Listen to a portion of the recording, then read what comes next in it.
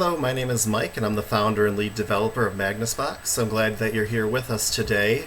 This video is going to be geared towards new and existing partners. This is the video to watch if you just received your brand new server or you've been handed the proverbial keys to your new system.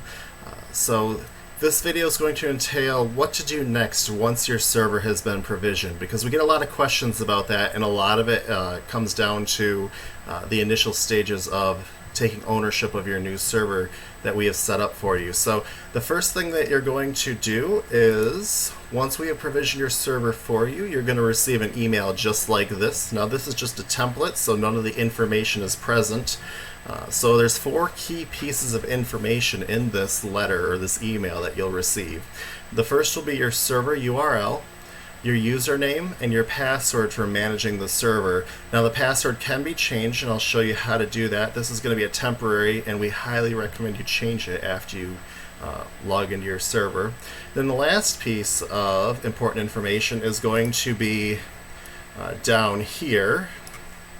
We will include the identifier for looking at your server on our status page. So let me take and open that up here for you. Every server that we deploy gets assigned a code. It may not be 3 digits, maybe a little bit more, but you can take a look and see the status of your server and see if it's up and running. We also use this page during updates when we release new features, because we still manually update the servers.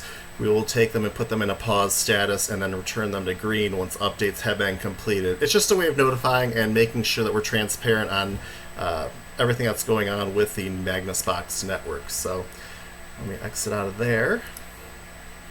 We also include some helpful links. I'll probably be attaching this video to this email as well to help people out. So the first thing you need to do is, if the computer that you're on had the demo software installed on it, you're going to need to remove it. So you're going to go ahead and uninstall our demo software. Be listed as Magnus Box, more than likely. You're going to want to uninstall that. And sometimes antivirus will pop up, especially if the software is rebranded.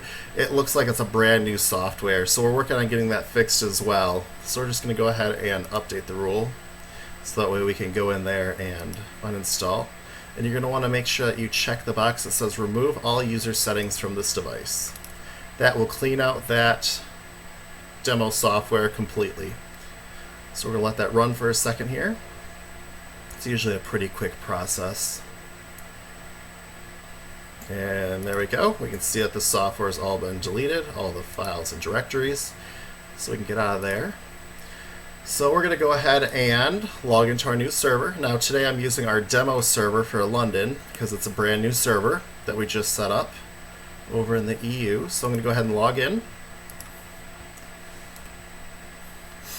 So the first thing that you need to do once you log into your server, and you're not going to see anything on the dashboard here. This, like I said, this is one of our demo servers that our clients, our members, test out the software on. So you're going to want to go into the upper right hand corner here, click on your username, click on My Account, and then you can either change the password, which we highly recommend, and then you can also enable two-factor authentication. Now, as an MSP, I highly recommend that you utilize the two-factor authentication. MSPs are being targeted right now massively, and this is one step to ensure that your new backup platform stays secure. So we have 2 methods of two-factor authentication. You can use a FIDO UTF key. I use a YubiKey myself. It's plugged into the USB-C port on my laptop, which you've seen me use when I logged in. And then I also recommend that you utilize Authy or Google Authenticator to get the two-factor code that changes every 30 or 60 seconds. To add a hardware authentication token, you just click on the Add button, and then you would just touch your security key. In fact, I'm going to give it a shot here. It's going to ask me if I want to allow access to my security key. And you can see here that it's saved access to that key or that token. So I'm going to go ahead and delete that one since it's already there. And then just make sure that you turn on the required boxes and hit Save Changes. That's just one step to ensure that your backup platform stays secure and out of the hands of bad people. So to get back to the home page, we're going to go ahead and click on your logo, which if you click on the logo, it'll always take you back to this screen. So your next step here is you're going to want to add a user. So I'm going to go ahead and click on the user account button. Now, for setting up user accounts, we usually recommend one user per device. There's many reasons for that. One is that no device can access any other device's data. So if you group a bunch of devices into one user account, they can access each other's data through the restore feature. So that wouldn't probably be a good thing if a CEO's backups were being accessed by, an employee's computer there. So it's just another step. You can add multiple devices per user account, but like I said, I highly recommend one per device. So I'm going to go ahead and create a test one here.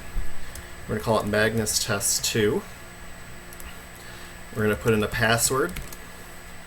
And then allow administrator to reset password. You're always going to want to make sure that that box is checked. If that box is not checked and you lose the password or your client loses the password, you cannot regain access to this account. You will have to completely delete the account and recreate it from scratch and lose all of that data.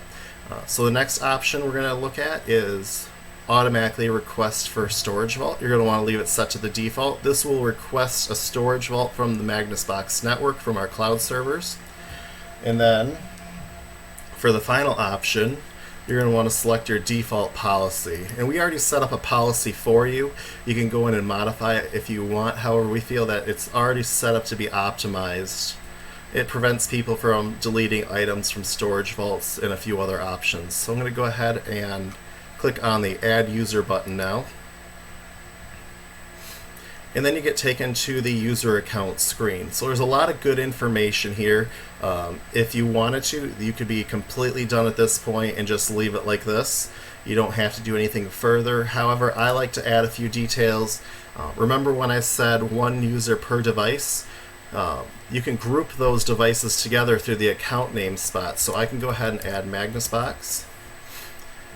And then that way on the user account screen, instead of having multiple user accounts all out of order, you can have them grouped together by account name. And it's just a placeholder. It doesn't have any effect on the system at all other than for making things look cleaner. Down here we have the allow administrator to reset password option again. Like I said, make sure that's always on.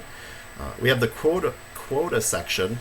In here, you can configure tiered storage if you'd like. So we know a few of our Magnus Box partners restrict or sell it at a tiered plan like 50 gigs, 100 gigs. You can enable that in here and set a storage limit. And then that way you can sell tiered plans if you want to your clients. Now we don't bill you for data usage. It's included as part of your licenses and server costs, so you don't have to do tiered pricing if you don't want to, but it is another way to generate more revenue. So I'm going to leave it off for this example. And then we have the email reporting. A lot of our partners, when we talk to them, they don't usually set up the email reporting to send the email to their clients. A lot of times they will set up a email address so that way they receive the reports. I can type today. And so they will just set it up so that way they get the email reports. Now if you just have to make sure that the slider is checked for email backup reports to this account. And then save it. That will send every backup that happens on the platform, whether it was successful, had an error, failed out, was missed because the computer is offline. This will send you every single report that is in there. So if you wanted to, we do have some, we call them recipes in our KB articles. You can actually go in here and set up custom reporting and make your reports more granular. So you can set it up so you get an immediate job notification, or you can set it up so you get a summary table of all the jobs that have happened for this device on a specific day, whether that be a daily or weekly or monthly report. You can set that up in here and then set a schedule as to when you want to receive that backup report. And if you do set it up with the immediate job notification, You can even get more granular with your backup reporting. You can restrict it so you only get notified when a backup status equals, let's say, failed or error. And you can set it up so you get another one if the backup job equals missed. So if it didn't happen or canceled. That's how granular you can get with a system. Now we're hoping to add some more in the future, such as if a backup hasn't been completed in X number of days. Those are things that we're working on implementing, and we will update this video once we have those in place. So I'm just going to go ahead and accept the defaults. Now, protected items, there's nothing you're going to really do here at this point. You're going to set up the protected items on the workstation or the device itself. The storage vault is the cloud vault that was provisioned when we set up the account. There's nothing you have to do there. There's no devices yet. And the policy is going to be set to our default policy. You can modify the policy here. However, we recommend that you modify the policy under the Accounts and Policy tab, where you can make the change across all the devices. So like I said, we set these up automatically for you, and we can help you or assist you with modifying these as well. But usually these are the best settings just to leave them as is. So we have a user account set up.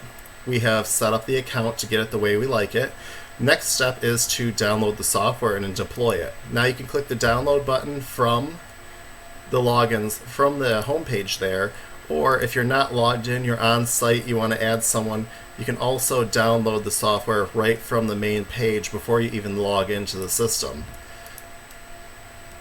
Now the installer that is downloaded is not account specific, it's just a generic installer that's branded to your company.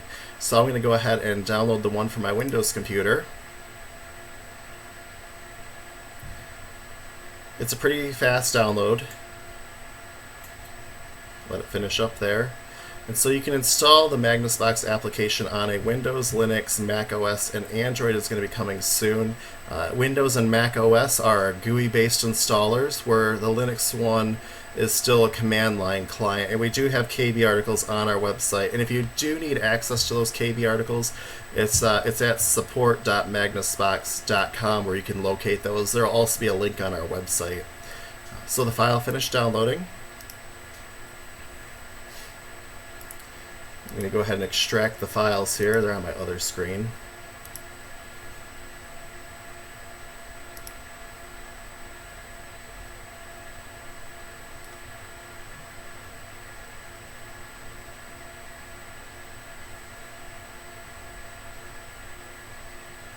Okay, they finished. So you're going to have two files. You're going to have the data file and the exe file. We're going to go ahead and run the exe file here.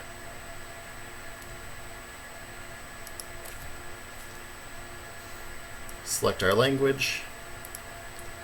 Just going to accept the defaults.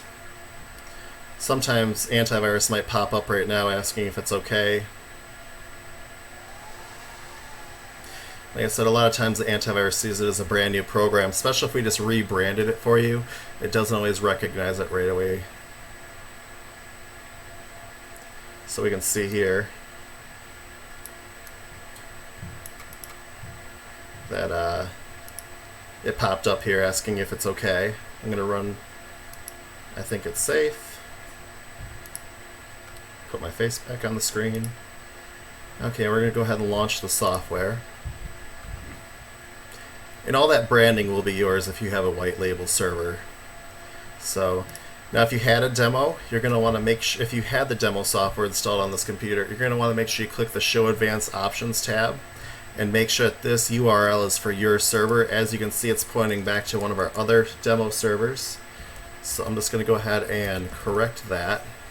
And this is where a lot of our support tickets come from, is you have to go in here and just make sure you point it there. And once you set it, it's all done. You don't have to play with that again. It's just because the software is previously installed on here. So it's going to pop up and ask you to enter a device name. Now this is an important step. You're going to want to make sure that you change this device name. So I'm going to call mine Mike. And then for our billing system to charge you appropriately, you need to append the following to the end of it. You either need to add a -laptop, -desktop, server, or NFR. And I'll have a link to those as well. They're listed in our KB articles. But this here, adding this to the end, will tell our billing system when it runs through at the end of the month what kind of license you're using. So normally on mine, I use -SRV for server, -WRK for workstation, and -NFR. And so that'll dictate what type of license you're going to get billed for. So NFR is for the not for resale. If you have a Magnus Box branded server with our branding, you get to have one of these NFR devices that you can use on either a server or a workstation. If you have a white label server, you get 3 of them at this time, so you can put those on anything that you like. As long as it has the -NFR, you will not be billed for those licenses. And so for this one, I'm going to put a -laptop, because the billing system will identify that. Some people wanted the longer naming scheme, some of them wanted the shorter, so we just added both. So I'm going to go ahead and register that device. And then the application will pop up. So this is where you will set up where you will set up what you want protected or what you want backed up. So it's a very simple interface. If you had the demo, you've already seen this interface. There's 4 tabs on the left: backup, restore, history, and account. We're going to start in the backup tab. And we're just going to do a simple file and folder backup. So once you click add protected item, it's going to pop up asking for the new protected item name. I'm just going to call this user profile. And you have a whole list of items that you can back up and protect. So for this one, we're just doing files and folders. Anything that's grayed out is something that you cannot do. Obviously, you cannot do a server system state on a laptop. So we're just going to do the file and folder. It's going to ask us what we want protected up, what we want to protect. So I'm going to hit the plus sign over here. And for this demo, I'm going to select something smaller here because, for time's sake. Normally I'd select the entire user profile and just call it good. That's what I normally do with our backup clients with our computer company. But for this one, I'm going to go to my desktop. Actually, I'm going to go to the downloads folder. We will back up the Magnus Box software. Nice and simple. Now for options down below, you're always going to want to make sure that Take File System Snapshot is checked. That will make sure that any files that are currently in use you can back up. There are a few caveats to that, like with OneDrive, you cannot do a file system snapshot with that, and so you'd have to disable that feature. So we're just going to leave that one checked. I don't have any encryption on this one, so I'm going to leave that unchecked, and I don't want to rescan unchanged files. Those all have their specific purpose, but 9 times out of 10 it won't affect what you're doing. Now commands, we don't have any commands. We would put some in before or after if we needed to log into a file storage server, but we don't have that here obviously, so we're just going to go ahead and cancel out and check that box. And schedule is the important part. You're going to go ahead and click the plus sign, and now you can either choose to do hourly, daily, weekly, monthly, or once only backups.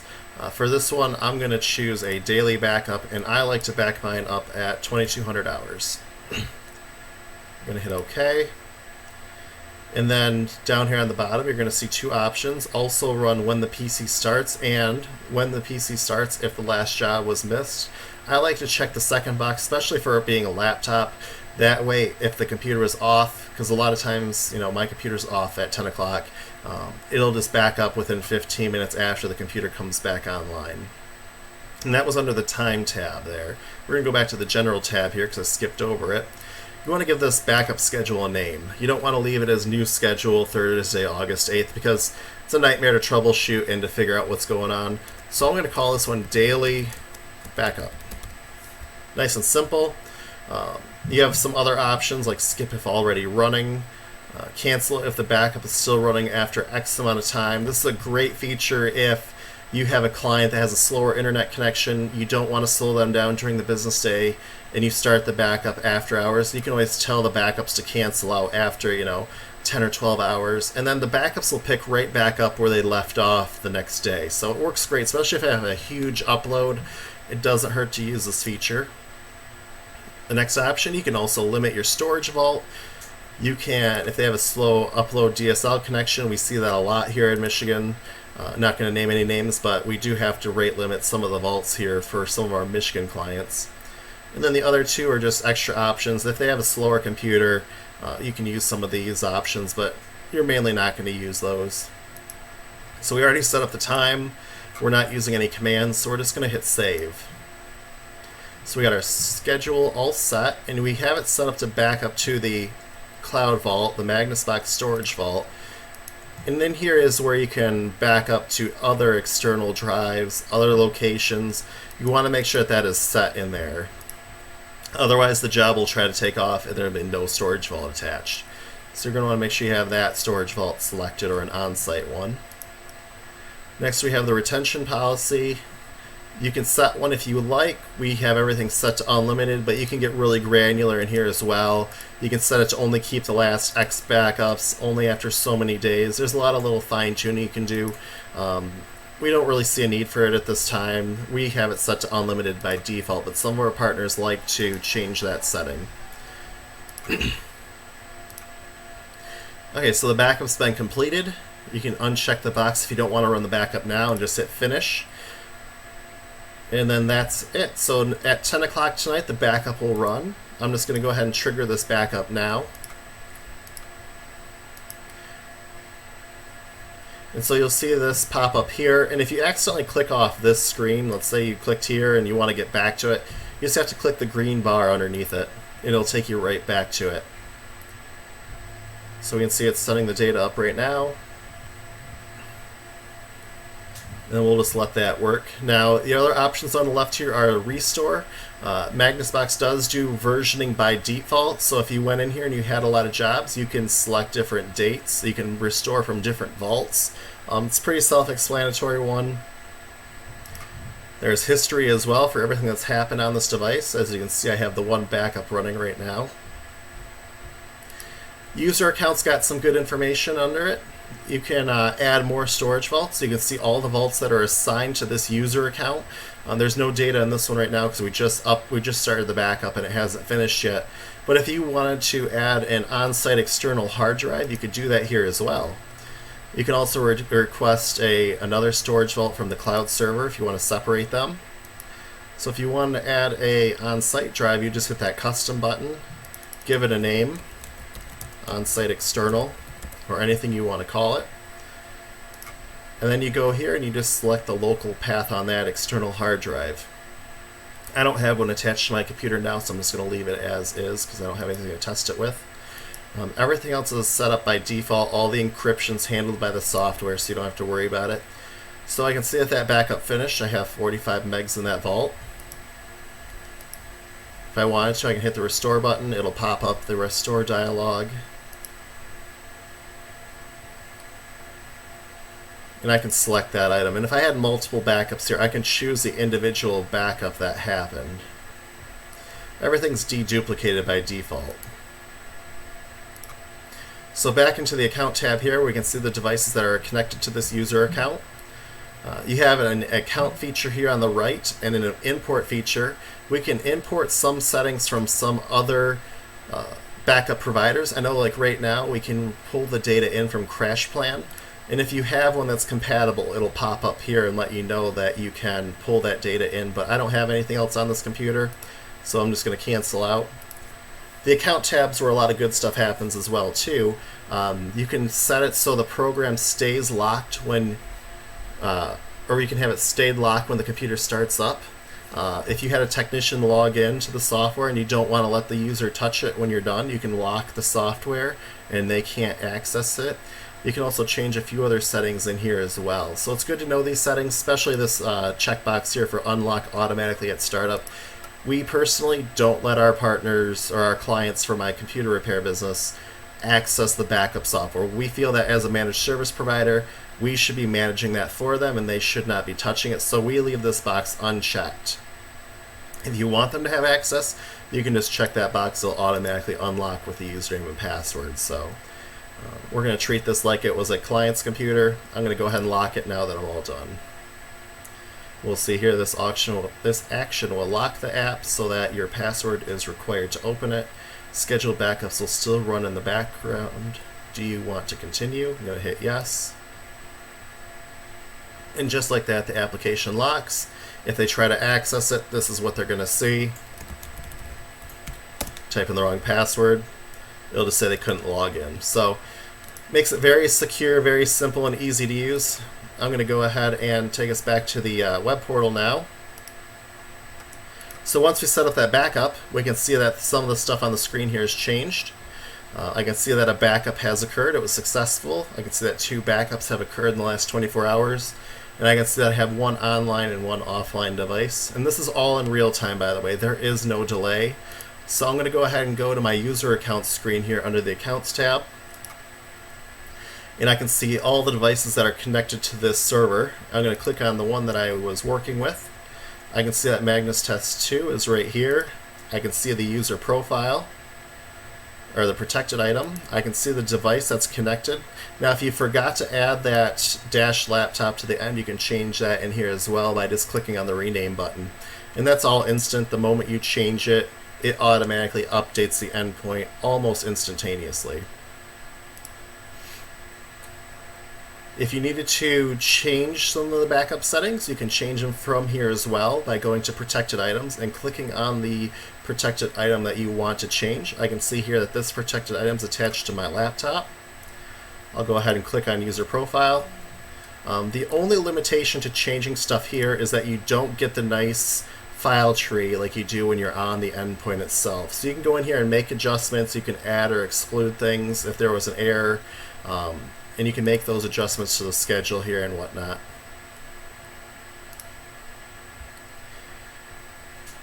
If I wanted to see all the jobs that have ran for this device, I can go into the Actions tab up here in the upper right. I have a few options. I can reset the password, I can view the job history, suspend the account. If they didn't pay or something, you can suspend it without losing all that data. But I'm going to click View Job History. I can see that this backup was started here today at 13/17. I can click on it. Oh, let me try that one more time. I can click on the log button. It'll show me everything that happened. So I can see that it backed up. I can see how much data was sent up to the cloud storage. I can see the files that were sent up there as well. This is one of our newer features. I can go in there and directly see what file was backed up. So I can see here that I backed up my Magnus Box install file, and I can see what files were inside of it, which is a nice new feature if you want to see if there's something in there.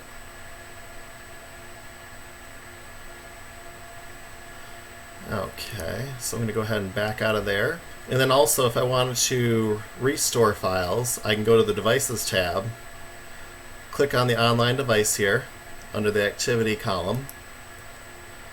I can click the Restore tab, Restore. I can select the vault to restore from, whether it was an on-site or the cloud vault here. I can select the protected item that I want to restore from, the snapshot that I want to restore from, and then I can choose to restore either all items or selected items. Just takes it a moment here. We're going to go ahead and just choose this entire folder. Hit Next. I can choose where I want to send the data. So if I always want to send it to the C drive, I can do that. And then it'll automatically start to restore that data to that endpoint. Now you can't pull data down to a device that you're logging in from, but you can send that data back to an endpoint that user's account is attached to, that device is attached to. So it's a nice little feature. So in this video I gave you a quick overview of what to do once you have been handed the keys to your server. Hopefully this was a little bit helpful to get people going and off the ground running. If you do have any questions, don't ever hesitate to reach out to us here at Magnus Box. You can email us directly at support@magnusbox.com and that'll go directly into our queue. As always, feel free to contact me and have a great day.